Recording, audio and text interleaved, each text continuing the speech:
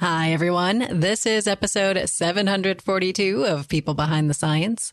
I'm your host, Dr. Marie McNeely, and today I am excited to introduce you to our guest, Dr. Claire Higgins. This episode is made possible with support from our sponsor, New England Biolabs. Listeners, are you curious how molecular biology is moving forward around the world? Hear from the scientists who are driving discovery and expanding applications of existing technologies on the New England Biolabs podcast, Lessons from Lab and Life. Host Lydia Morrison interviews revered scientists working in genetics, synthetic biology, diagnostics, molecular cloning, and other fields. Get ready to explore the cutting edge of science and learn what these remarkable scientists have to offer. Don't miss out on the opportunity to hear exclusive stories about the world of laboratory research.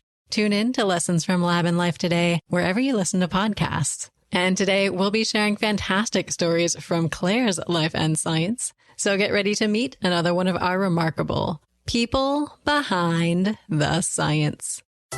Every day, discoveries are made that will change our understanding of the world around us. Dr. Marie McNeely is here to bring you the brilliant minds who are making these discoveries so they can share their incredible stories and take you on an amazing journey. Welcome to People Behind the Science.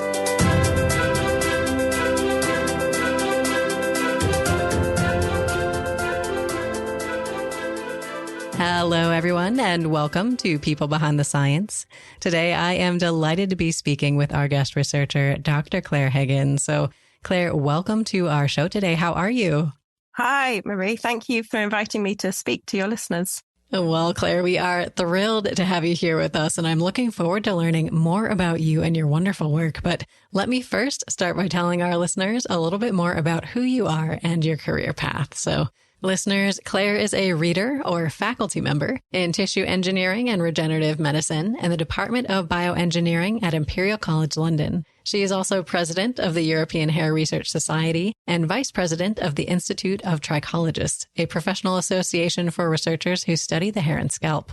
Claire received her bachelor's degree in natural sciences and her PhD in skin developmental biology from Durham University in England. Afterwards, she conducted postdoctoral research at Columbia University, and she worked as an associate research scientist at Columbia before joining the faculty and starting her own laboratory at Imperial College London in 2014. And today, Claire, we're excited to get to know you as a scientist, of course, but also as a person. So can you tell us, what do you like to do when you're not doing science? I actually have, I think it's a bit of a unique hobby. I'm really into pottery. Ooh. I actually started when I was a postdoc in the US. I took a night class. So I used to finish work and I used to go to this pottery class from 8 to 10 p.m., which was perfect because I could finish my lab work and then go down to it. So I did that for 4 years. And then when I moved back to the UK, I struggled to find a class anywhere that I could take. So when my husband and I moved to our current house, we'd been here about a week, and then I drove and bought a pottery wheel and also a kiln, which lived in my dining room for about 4 years. And then more recently, I built a studio in the garden. So the kiln has moved out of the dining room, which is probably good because it goes to 1250 Celsius. Oh, my goodness. It's quite hot. But yeah, no, so now I have this studio in the garden where I tend to make lots of Christmas presents for people. That's amazing. What do you make? What kinds of things? Well, I use stoneware and I like to throw. I'm not very good at doing hand building because I quite like the symmetry. So I make bowls, vases, lamps or lamp bases. Yeah, lots of different things. Well, this sounds amazing. I love that you have this creative side to you as well. I think actually it almost helps with my science. It takes me away and you have to sort of not think about anything other than what you're trying to throw. And so it's almost a bit like a meditation. But then I think you also need creativity in science to come up with good experiments. So it sort of creates a balance, which is quite nice.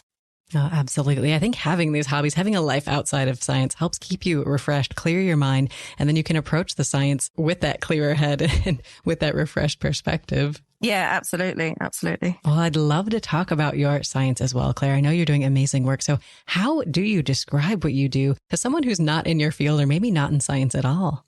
Well, I normally start by telling them what I teach. So I teach tissue engineering and regenerative medicine. And then I say that I talk about how you can kind of regenerate tissue structures from within. So how you can build skin or build a hair follicle. And then I say that my lab focuses on tissue engineering and regenerative medicine, but from the point of the skin and the hair follicle. So we use them as model systems to better understand processes like injury and wound repair or repair after disease. Very cool, Claire. I'm excited to get into the details of your research as we go through our conversation today. But I think in science, it can help not only to have this life outside to motivate and inspire you, but to also just have a quote or a saying or a mantra or just something to keep you going when things get tough. So do you have a favorite quote or something that really motivates you? It can be about science or about life in general. I have two, but they're both about life in general. I think the first one is very common, and someone said it to me at university, and it was dance like no one is watching. And I think that's really important because it helps you sing to your own beat or whatever the phrase is. It helps you create your own rhythm, like do things because you want to do them rather than what other people expect you to do. So I think that's really important. And then another one was one that was written in a card that I received at my wedding.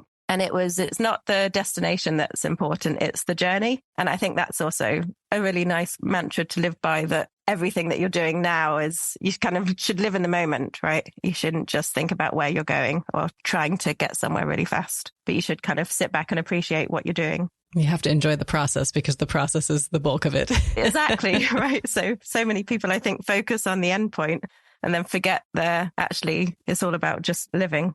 I love it. Well, I think these are great motivational, inspirational quotes or sayings to keep in your mind. And I think not only is it helpful to have these bursts of motivation and inspiration, but it's helpful to have people that you can look to for motivation and inspiration and training in some cases. So do you have people who really rise to the top of your mind, Claire, as people who served as role models or inspirational figures? Yeah, I do. And I was trying to think of this answer before when I knew we were having this podcast, because I thought you would ask a question like this. And all the people I came up with actually are female, and they all have 3 kids, bizarrely. Mm-hmm. But one of the people at the top of my list would be Fiona Watt, who is a stem cell biologist from the UK. And she's really inspirational. She has twins and then an older child as well. And she would always take them to conferences and just carry on doing everything that she was doing whilst having a family. So I have 2 kids, but I couldn't imagine having a third, just because I feel they take up so much time and it's hard to manage running a lab and having a family at the same time. Fiona did it kind of so impeccably that she's like a role model to follow. If I could do it half as well as she managed to do it, then that would be really great. I love that. Well, what helps you balance this sort of work side and family side in your life? A very supportive family. Mm-hmm. My father-in-law is sitting in the other room right now. Don't know if he can hear me or not. So he helps out. He helps pick the kids up from school. And I'm also very motivated. I love work. So it's not hard to create a balance when you love doing all the different things that you do. It'd be easier to drop something if you didn't like it. But I love my family and I love my job. So you have to balance it, don't you? So you can do everything. Oh, absolutely. And it's wonderful to hear that you're passionate about both of these sides of your life. And I'd love to hear about where this passion for science began for you, Claire. So can you take us back to the beginning and share what first got you interested or excited about science? When I was at school, I always was disrupting the class in my biology classes. But it wasn't because I was trying to be disruptive. I genuinely just found it really, really interesting. And I would always disrupt the class because I was stopping the teacher and asking questions. And I think they just wanted to get on with the syllabus. But I had a really great teacher who was very patient. And if she didn't know the answer to my ridiculous question, she would go off and she would find it and she would come back the next lesson and give me the answer. And that was really good. It was a really good foundation to have someone who was so supportive and passionate about what they were doing. And then I realized that one of the big things about science is you don't have the answers, but I quite like the unknown. And I quite like creating questions that you can't answer, or if you can figure out the way to answer it, then you can design a really cool experiment, right? So then, I applied to do natural science at university, which meant that I didn't have to narrow down and focus on one thing. So I did chemistry, I did biology, I actually did archaeology as well. And then in my final couple of years, I narrowed it down and just did biology and chemistry. And then I only applied to one PhD position in the lab that I ended up going to. And that was because I'd seen that supervisor giving lectures in my undergrad, and I just absolutely loved his lectures and just knew that was where I wanted to be. So I just applied to his lab, and fortunately he accepted me. And it kind of went from there. And he just showed me a really good way to answer the questions that were unknown and how to generate a good question, which I think kind of gave me a good foundation as a scientist. It started because I was asking too many questions. Unfortunately, someone tried to answer them. I love that. I think that curiosity is a key trait in the early lives of a lot of scientists that I talk to. And it sounds like you had a solid foundation or solid start to your career. What were then some of the key moments, Claire, that really took you from that point of starting your PhD, sort of embarking on this scientific career, to where you are today? There's so many different moments. I knew during my PhD that I was interested in hair development or skin development, but my PhD wasn't really on skin development. It was on a different aspect of hair growth. And I knew I wanted to work in that field. And I was telling my supervisor that I was going to apply for postdocs. And he had heard of an opportunity in the lab where I ended up going for my postdoc, that they had just got a grant that was focusing on exactly what I wanted to work on. So then I applied to that lab to do my postdoc. And I only applied to one lab, and this was that lab, but it was such a natural fit that, so I got the postdoc and then moved to the States. And then I was about a year into my postdoc, and my supervisor suggested that I start writing fellowships, because originally I only went to the States for 2 years. So I started writing fellowships, and I was awarded a career development award. That then enabled me to become an associate research scientist. And then I stayed in the lab in New York for 6 years before leaving and coming back to the UK. I didn't know that I wanted to be a faculty member or run my own lab. I really was just taking it one step at a time. I was sort of doing what I really enjoyed. And that was how I made all my decisions. I applied to one lab for my PhD because I loved his lectures. I applied to one lab for my postdoc because they were doing something that I found really fascinating and I wanted to study. And then I applied for fellowships because I wanted to stay there a bit longer. And I hadn't thought about making a career of it. And then I was at a conference and someone was saying, well, what are you doing next? And I suddenly laid out my plan. I was like, well, in 3 years' time, I want to go back to the UK and set up my own lab. But when I said it out loud, it was almost as though everything I had been doing to set up my own lab or to gain independence, I had been doing, but I hadn't been realizing that I've been doing it. I'd just sort of been creating my destiny in a way without actively trying to do it. It just kind of happened because I was just following what I was really passionate about. I love that. And I have to ask, did you apply for more than one faculty position or just the one? I did. I applied for several faculty positions. I didn't get any interviews. And I always said to my friends, I'll get the job on the first interview I get. And I did. I was rejected so many times. And I actually left the US before finding a faculty position. So I moved back to the UK. And then when I got the interview, it was in the Department of Bioengineering, which is where I am now. And I needed to make my work maybe more engineering focused. So I gave a talk on engineering a hair follicle. And they did say, my head of department after the interview, he said, how many interviews have you had? And I said, this is my first. Was I a bit green? And he said, yes. But I think it was good that it was my first. And so I had an excuse for being a little bit green. Yeah, so they took a punt on me and fortunately it paid off. Oh, that's wonderful. And I know you've been doing exciting research in your lab over the years. So is there a particular project, Claire, that you are the most excited about at the moment that you want to tell us about? There's one, and I'm really excited about it because we just got the data back a few days ago. So I work on skin and hair regeneration and, wound healing. But then we have one project which is on a disease called scleroderma, and it's really underdiagnosed. It's a really debilitating disease. And average time to diagnosis is actually about 3 years after patients start exhibiting symptoms. So we decided to start a project on this. Actually, I only started this project because I went to a sandpit event and they were trying to couple up skin engineers with rheumatologists who work on this disease. And so I met a really amazing rheumatologist who is just so passionate about his work. And we decided to start a collaboration together. And that is how this kind of project came about. But essentially, in our bodies, we have, like most people know what mRNA is, and it codes for proteins. But you also have a lot of non-coding genes in your body, such as microRNAs. So they don't code for proteins. And it turns out they do quite a lot of other things instead. And microRNAs can be found within cells, but they're also, because they're really tiny, they're released outside of cells into the kind of interstitial fluid that surrounds our cells and is present within tissues. And microRNAs are often dysregulated in disease. So we worked with this rheumatologist to collect interstitial fluid from the skin of healthy patients, then patients who have scleroderma and have been diagnosed with scleroderma, and then a cohort of patients who don't have scleroderma but have been identified as being at really high risk for developing scleroderma in the future. And we isolated from this fluid that we got from their skin all the microRNAs that were present. And we've performed kind of a differential analysis and identified a panel of microRNAs that are present within the skin of these patients who are at high risk for scleroderma and also patients who have scleroderma.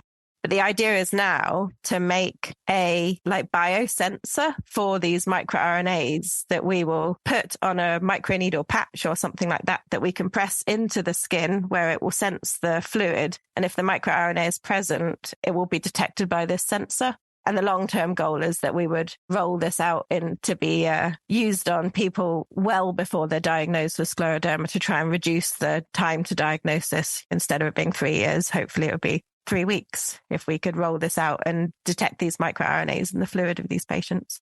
Very interesting. And you mentioned that diagnosis typically takes 3 years without this advanced process that you're developing. What sort of symptoms or what does it look like when someone has scleroderma?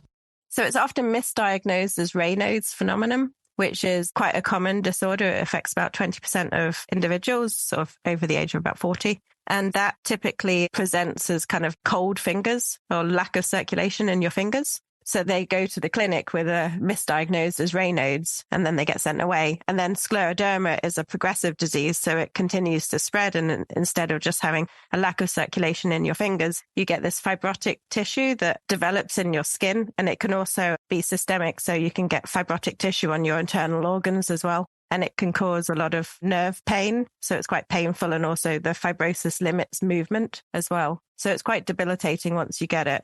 But the problem is that because the diagnosis takes so long, people don't start taking treatments until they're diagnosed. And there's no cure for scleroderma. It's all treatments that kind of prevent the progression of the disease. And so the earlier you catch it, the more effective your treatment is going to be. And so that's why we want to try and identify a biomarker signature or biomarkers that can be used to diagnose scleroderma in patients before they get scleroderma, or in patients who have Raynaud's that are at high risk of developing scleroderma. Well, this is fascinating, and you can hear the impacts for the potential future of people who have these diseases or conditions. So where are you at in the process in terms of how long do you think it will be between where you are right now and having this clinic-ready test for people to take to have earlier diagnosis?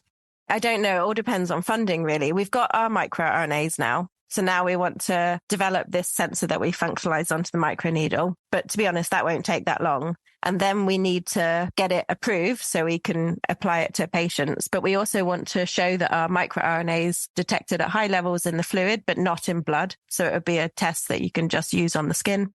The main problem we have is showing the kind of specificity and sensitivity of our test. And that's because the disease is so rare, you just can't do a normal clinical trial because you would never get the numbers of people that you would need to show that it's specific and sensitive.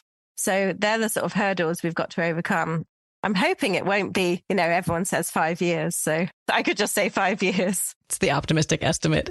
Yeah, and hopefully it's not too optimistic. I would like to think that if we got the funding, we could do it within that time frame. Oh, that is so exciting. And you alluded to that just science is a long process, particularly translating something from the laboratory all the way out to a product in the clinic. And I think there are hurdles along the way. And we love to talk about these challenges, these struggles and failures in science, because I think people don't often get to hear about them. So Claire, do you have an example of either a major failure or just something that you're struggling with or have struggled with in the past in science? And if so, could you tell us how you work through these kinds of tough times? Looking back at it, it maybe wasn't a major failure, but at the time it felt like a major failure. And it was, two things really, and they're both a bit not silly, but obvious in a way. So during my PhD, I did a placement in another laboratory for about 6 months. And when I went there, I had been making organoids in my PhD lab And I tried to continue making the organoids in my placement lab, and they just would never form. And I was getting so frustrated. And it turned out to be the antibiotics that I was using in the culture. In my PhD lab, I'd only been using pen strep. And then in the placement lab, I'd also been using fungazone. And it's kind of interesting in a way because it must knock out the potassium channels or something like that, which are clearly important in formation of the organoid. So all I had to do was remove fungazone from my culture media, and my organoids grew beautifully. So there was that. And then just a couple of months after, I moved back to my PhD lab, and I'd been doing antibody staining or immunohistochemistry on paraffin sections. And I just couldn't get the antibodies to work again, having had them working beautifully in my placement lab. So I shipped all the same antibodies. I had all the same tissue sections, and I just couldn't. I tried for weeks to try and figure out why I couldn't repeat this experiment, which was such a technically simple experiment. And it turned out to be the water that I was using to make my buffer, my TBE buffer. Yeah, it seems crazy, right? But I just had to logistically work through everything and see everything that had changed. And it felt amazing when I figured it out. It delayed me by about 4 months or something, but it was a good learning experience, right? How you have to systematically change one thing at a time to work through an experiment. You can't just do one experiment and then change everything and try to repeat it. So it was a grounding in a way. So it wasn't a major failure, but it was a major learning experience.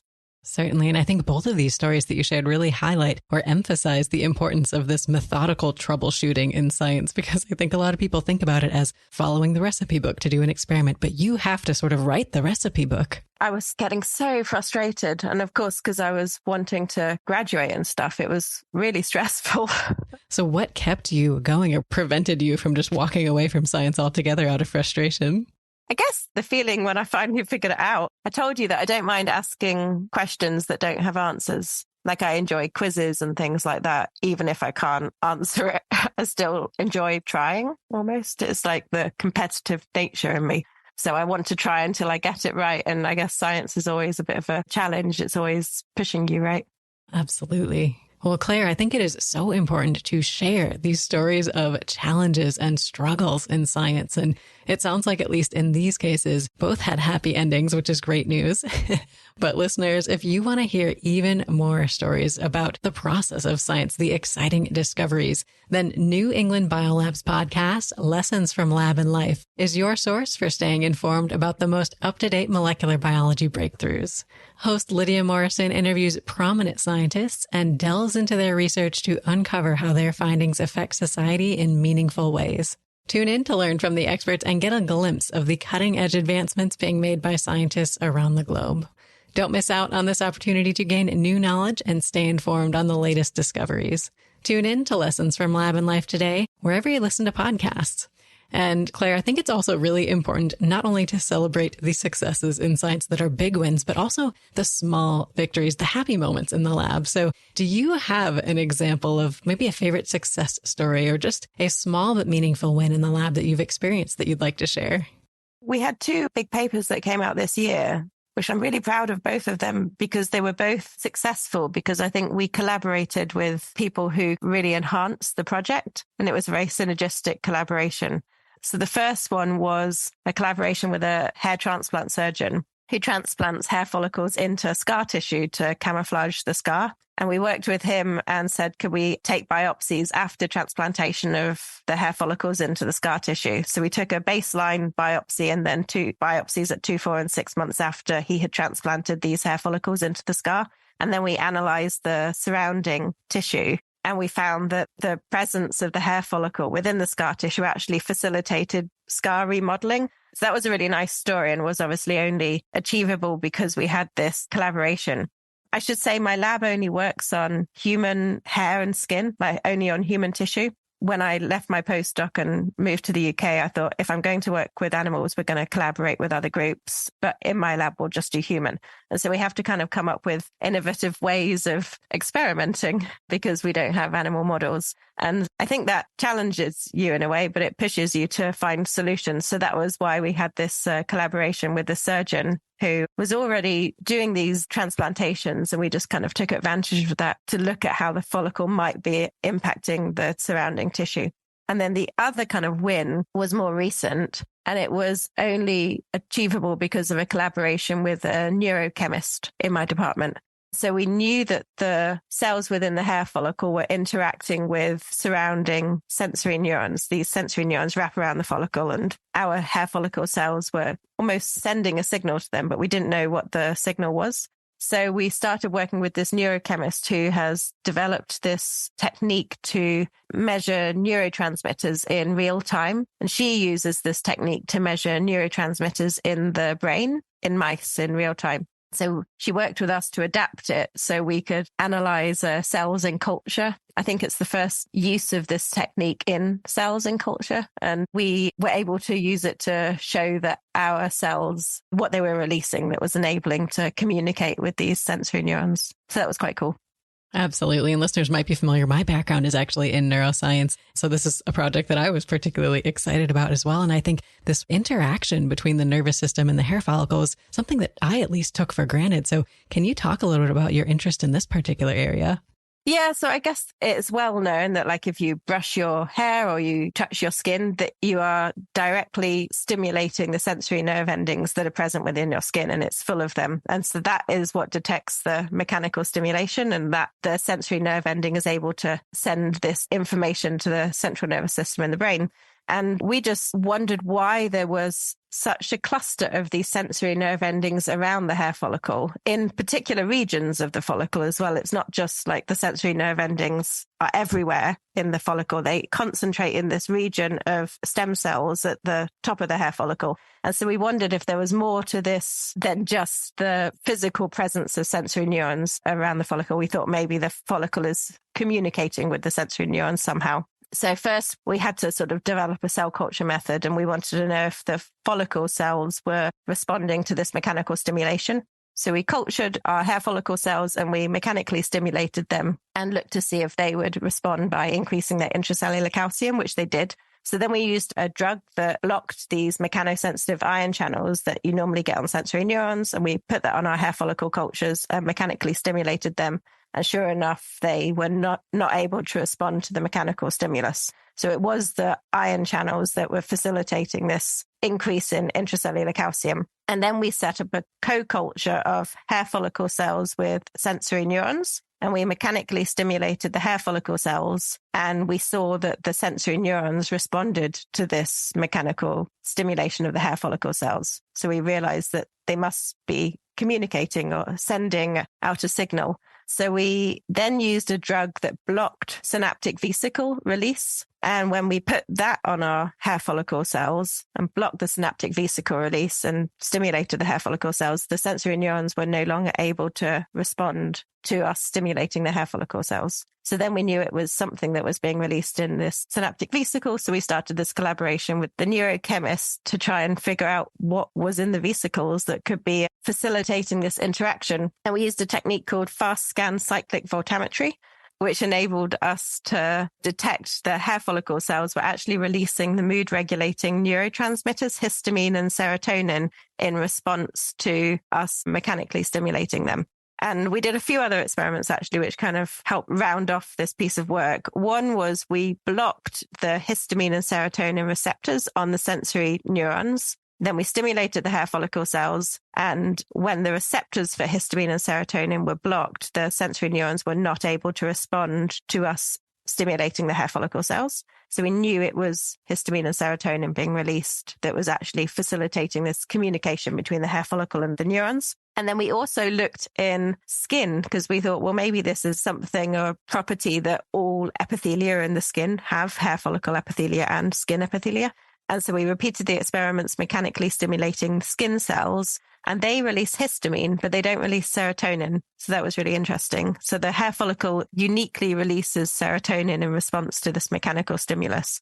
Why it does it, we don't know. And that's what we're trying to figure out now. We wonder if the cells are communicating with a specific subtype of sensory neurons. maybe CLTMRs, which you only find in hairy skin and are responsible for emotional touch or processing emotional touch as opposed to kind of physical touch. We don't know. That's what we're trying to find out now.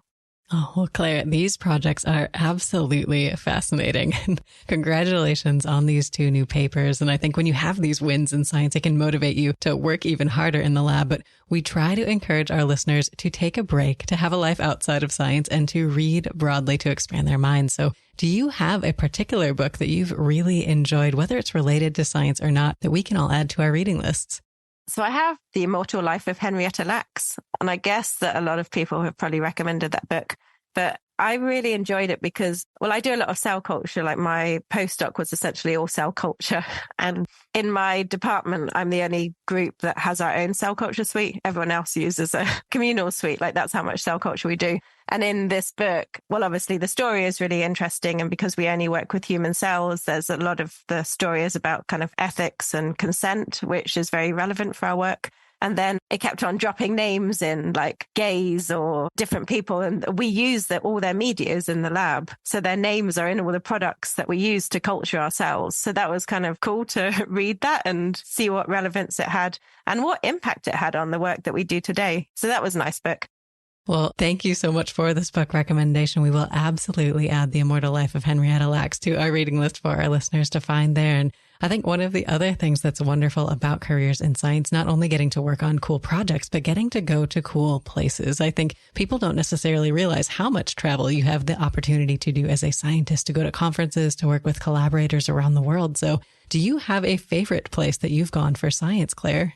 I do. And it's Japan, or Kyoto in Japan specifically. So I've been there twice now. And actually, when I used to go places in my postdoc, I would go and come back straight away and never really spend any time in the place. And then when I started my own lab, I think the first place I went to was Korea. And I spent maybe a day at the end before flying back, which is crazy. You know, you go to Australia or somewhere like that and you spend 3 days there. And it's such a long distance to go. But Japan, I went to for the first time when I was relatively new faculty. I think I've been in my faculty position about 3 years. And it felt really different as a conference because I was no longer a postdoc and I was at the point when we were starting to generate new things from our lab. So one of my PhD students came with me and gave a presentation. So it was like really good in terms of my career to be there and kind of be noticed. And then Japan was just amazing. Everywhere I go, I'm like, oh, it's really, really nice place. It's kind of as I expected. Oh, I might come back here one day. And then with Japan, when I was flying home, I think it was the first time I'd been to a conference and thought, I wish I'd stayed longer. It was just so unexpected. Like it was amazing. Everything was so different to what you expected. It's so culturally rich. And then I flew into Tokyo. So I saw Tokyo and then the conference was in Kyoto, which is such an ancient city. It's so beautiful. You can go on walks outside the city up to the different temples. And then kind of the arts and crafts side is really interesting there. The food is amazing. Did you get to explore some of the pottery there as well? I brought some home with me, yeah. Of course I did. Of course. Well, it sounds like you had a phenomenal experience. And you mentioned you were able to go back to Japan a second time. What brought you back? There was another conference. And this time I did stay longer. So I went with my family the second time and then went to the conference. And then we spent a week traveling around on holiday afterwards. Well, it sounds wonderful. If our listeners are able to make it over there to Tokyo or Kyoto, what are some of the things they must do while they're there? I think they definitely should go to Kyoto. And then actually when we were in Kyoto, so I have a 4-year-old daughter and an 18-month-old. And we took a day trip from Kyoto to somewhere called Nara, which I hadn't thought of going to, but my sister-in-law recommended it to us. It's an ancient city and it's just full of deer. So there's these wild deer that are just walking around all around the city and you can buy biscuits and feed them to the deer. So we fed biscuits to loads and loads of deer. One stole a banana from the pram and ran off with it. My son was not happy. But that was amazing, like to be walking and the deer bow at you. So you bow at them and give them a biscuit and then they bow at you and take the biscuit and then run off. It's a place called Nara, Nara. Oh, listeners, we must go and experience this ourselves. And Claire, it sounds like you've had a phenomenal experience traveling. And throughout our conversation, you've talked about some of these great collaborations and people that you've been able to work with in science. And I think there are still stereotypes out there about what scientists are like and what life as a scientist is like. And we try to break some of those on our show because I think so many of the scientists that I talk to are not the stereotypical, serious, critical, always wearing a white coat sort of person that is pictured in the media. So do you have an example of maybe a quirky tradition or a funny memory or just something that your lab does that is contrary to these stereotypes that you could tell us about? I don't know what my current lab does, but in my postdoc lab, there was a lab technician who was always trying to get us to relax a little bit. And every Friday, he would say that we needed to stop work and have a drink. Mm-hmm. And to be honest, we would probably have a drink for about half an hour or 45 minutes or something like that. But he used to call it happy 5 minutes. So he would round everyone up. Let's go have our happy 5 minutes. And it made us feel good because we're only taking 5 minutes off work. He would bring rice wine and we would all sit around just chatting really at the end of a long week and have our happy 5 minutes and drink a load of rice wine. The funny bit was that he called it happy 5 minutes. I don't know why. I found it really funny. There's no excuses, right? Everyone can spare 5 minutes. Yeah. Everyone's got 5 minutes to spare. And everyone used to do it. So the lab was quite big. It had about 20 people and we'd all go and sit in the conference room and drink rice wine and just chat. And it was just nice to communicate with the people you work with, right? Absolutely. And I think to take a break, like we said, after a hard week in the lab, it's nice to just sort of decompress for a little bit and then jump right back in a little bit refreshed. Exactly. Well, it sounds like a wonderful tradition. And I think that can help build community. And like we said, help people get to know each other a little bit outside of science, which I think can help a lot with the science itself. And you're tackling some big questions in science. And oftentimes things like funding, staff, technology, feasibility, and time can hold you back from being able to do everything that you'd like to do. So Claire, if we took away the barriers that normally hold you back, what would be the one research question or problem that you would want to tackle first? It's difficult because I've got so many. And we sort of alluded to it earlier, but I really want things in my lab to be translational. Like we work with human samples and we want them to impact people's lives. And I have one project I've been trying to get off the ground for ages, and we've sort of got it off the ground, but there's a lot of hurdles in terms of the regulatory side. So I'm really interested in amputee skin health. And one of the problems amputees have is they have a lot of ulcerations and dermatoses on the skin on their residual limb if they're a lower limb amputee. And that's because the skin there is not designed to be load bearing like the skin on your feet. Yet after the amputation, suddenly it's become a load bearing site and the skin just can't cope. So it breaks down. And so we have a few different ideas of how to re-engineer the skin to make it load bearing. So I think a lot of people who work on this problem are engineers and they try to re-engineer the prosthetic or alter the load through the tissue to reduce the problem. But because we're skin biologists, we want to just re-engineer the skin itself. But all of these require us to do a clinical study. And that's where the biggest hurdles for us are getting the funding to do something like that, showing that our therapies are suitable for use in humans. So it's more like the logistics. But if I could get over all the logistics and it was feasible, that is what I would love to push forward first, because I think it could have really big impact. It's just managing to kind of get it going, which is our biggest hurdle. Absolutely. And I love that this project in particular highlights that you're sort of taking a different angle or approach to it. And I think that's one of the wonderful things that we see in science, particularly in interdisciplinary science, is when you get people with a lot of different backgrounds together working on a problem, you see a lot of new and creative ways to tackle the problem that many of the people who are in these other areas wouldn't necessarily think about. Yeah, it's almost like a niche thing because a lot of engineers or prosthetists will work on this problem, but they always work on it from the side of the prosthetic. But skin biologists won't work on this problem. You know, skin biologists would normally work on something like eczema, but it affects all sites of the body. They wouldn't focus on a specific disease that just affected, you know, the residual limb in a small population of people. And that was where my department kind of came into it. It's a bioengineering department and it's super interdisciplinary. And there's a lot of people within the department who work on prosthesis or amputation. So it was having conversations with these people and it made us start to think about things in a different way. So that's sort of how that project started. Well, Claire, I think that is really cool. And I think these conversations with colleagues are a wonderful way to get new ideas and think about different ways to solve problems, but also a great way to get good advice. And for our listeners out there who might be looking for advice themselves, do you have something that someone told you at some point in your career that really helped you that you can share with them today? I'm stealing it from someone. It's a TED Talk by Mina Bissell. She works on breast cancer. And I think her work shows the importance of the extracellular matrix in influencing the cancer. So like what's outside the cell influences the cell. And so she starts her TED Talk by saying, kind of think outside the box, which is relevant in the context of her research, but it's relevant so much more in the context of research as a whole, right? I mean, you really need to think outside the box and don't restrict yourself. I think that's where creativity comes in. It's really important to be creative outside of science and inside science because you need this creativity to think outside the box and tackle questions or identify new questions and come up with solutions to questions that haven't been answered before. Well, I think this is a great piece of advice, and Mina Bissell's a wonderful person to draw advice from. So exactly. Yeah. Thank you so much for sharing this with us today. And Claire, is there any other last piece of advice or maybe a last note of inspiration that you would like to end our conversation on today?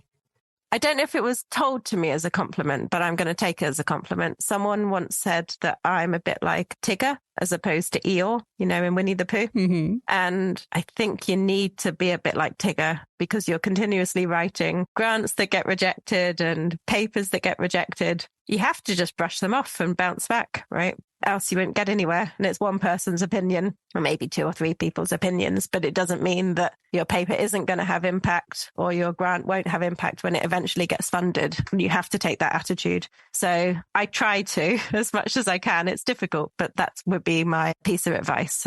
Be like Tigger. I love that. I think it's definitely a compliment. I think being able to bring that energy and enthusiasm to the work that you do is very admirable. So wonderful message for our listeners. Claire, if they want to learn more about you and the exciting research that you're doing, what is the best way for them to do so? So I'm on different social media platforms. I tend to use Twitter. It's not even called Twitter anymore. I tend to use Twitter more than others, although I am on LinkedIn as well. On Twitter, I'm Higgins Bioeng. I also have a lab website, which is higginslab.org, but it needs a little bit updating. So both of those are routes. And they also have my email address because I'm quite responsive to email. That's perfect. Well, Claire, thank you so much for sharing those resources. Listeners, definitely get connected on social media and check out Claire's website to learn more about her work. And Claire, it's been such a pleasure to chat with you today. Thank you so much for your time. Thank you for inviting me to chat on the podcast, and I hope your listeners find it interesting. Well, we've enjoyed listening to your stories and your expertise and all of your insights that you shared with us today. And listeners, it's been a pleasure to have you here with us as well. We hope you'll join us for our next episode of People Behind the Science.